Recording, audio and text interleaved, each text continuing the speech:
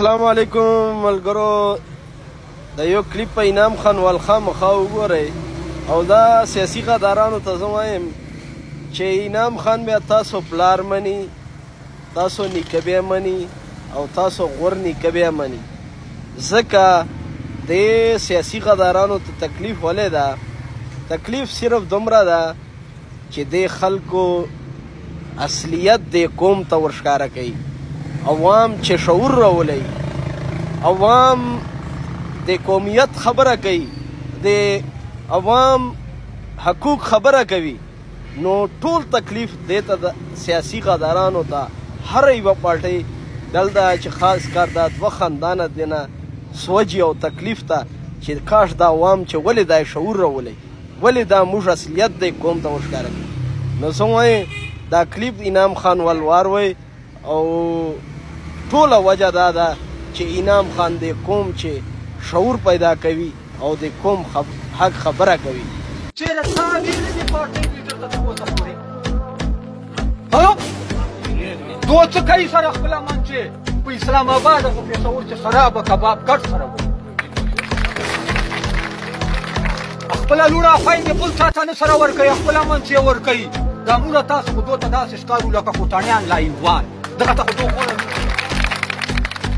یا تا ما سره یا څه کار ده چې زه تر برګېنف جانداري پیلګونۍ قومیت کوم کلي چې علاقې چې ادای ما ته وایي چې تو ولې څه خلک ناست سره ته ولې فیکټرۍ ته وتلی یې، خلک ناست سره ته ولې ګرځېږې، خلک ناست سره ته ولې تر برګېنف تر وځې، خلک ناست سره ته ولې صحبتونه کړه، خلک ناست سره ته په یوجي ولې ګرځېدې، خلک ناست سره ته جلسه ولې کړه، خلک ناست جنازې ته ولې ورځې، خلک ناست سره شبه ته ولې کړه.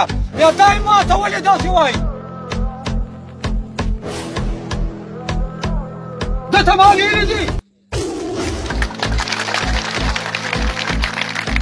دا ولې ته دومره کمزوری یې، دا ولې ته دومره هلک ارزان یې، د کار څه ده؟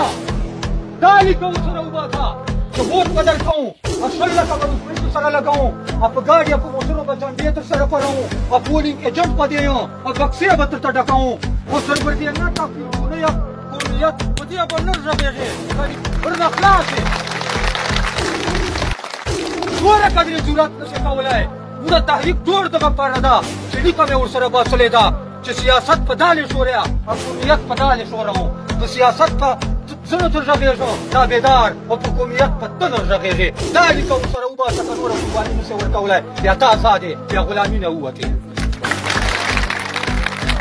تقدیرونه دا ستړې دا بیړۍ نشي ماتوی. پښتون ځان ته وایې پښتون. زه خو چې دومره قدر غلطه تر کوم بیا مې مړوې، زه خو چې معمولي قدر چېرته غلطه خبر تر کوم بیا مې مړوې. تر پوره ما خو پیاوړی یې، ما خو ښاغلی یې، یو ور مې مړوې، بیا مې بیا مړوې، بیا مې بیا مړوې، بیا مې بیا مړوې. چې زه ښکنځا درته کوم ته مې په خولې باندې په سوک ویې، چې زه سوک در کوم ته مې په کلاشینکوف باندې ولې. ما باره خو دومره تکړه یې او دومره بادر یې او دومره تورزن یې چې او ما هلته دومره ګیدړ یې، هلته دومره ګیدړ یې چې یوه خبره صفا نشي ورته کولی چې وا خانه وا مالا وا پلانکي خانه پر برګېنټه قومیت چې به غرض نر ساتي. یاد وساته که په تر برګېنټه په قومیت په پیلګونۍ باندې ما ته غرض ور ساتې، ځه درومه